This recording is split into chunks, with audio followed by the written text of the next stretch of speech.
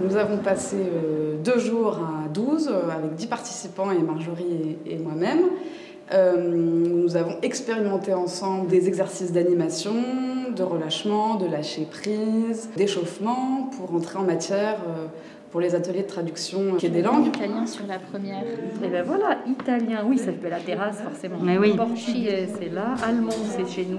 Non andare a giocare sul terrazzo. Ah, ouais, toi tu trouves direct, moi j'ai besoin de temps là.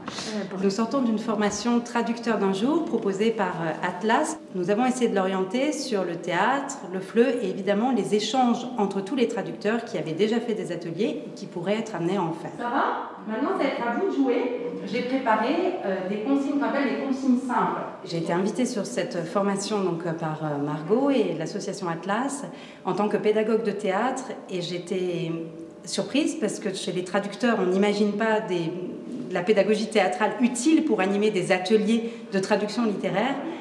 Et j'ai trouvé intéressant l'idée de, ok, comment est-ce qu'on va partir du corps, de la résonance des textes, de la musicalité d'une langue, pour pouvoir en faire quelque chose au moment surtout de la restitution multilingue ou monolingue du texte traduit.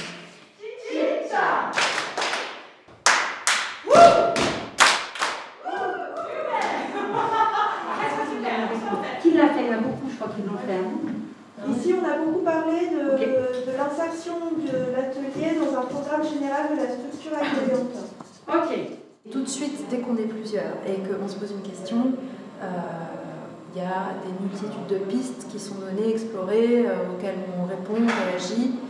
Et ce qui est extrêmement agréable, c'est qu'en fait, on a plein de solutions qui surgissent et aucune qui n'est obligatoire. Ensuite, on peut vraiment réunir des tas de choses pour préparer l'atelier, tout en se sentant très libre de l'animer comme on souhaite et comme le groupe le Le groupe a extrêmement bien réagi à ces méthodes qui sont des méthodes innovantes, qui ne sont pas forcément celles plus scolaires, qui demandent une traduction écrite, mais qui demandent une appropriation d'un monde linguistique et du coup du groupe qui est là aussi, qui a quelque chose à dire et à créer à partir de ce texte.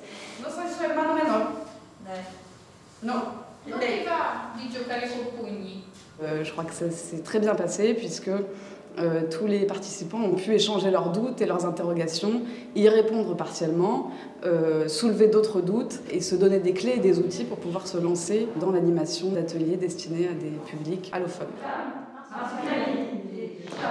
Souris, éléphant, hippopotame, marsupilami. Chat, souris, éléphant, hippopotame, marsupilami. Chat, souris,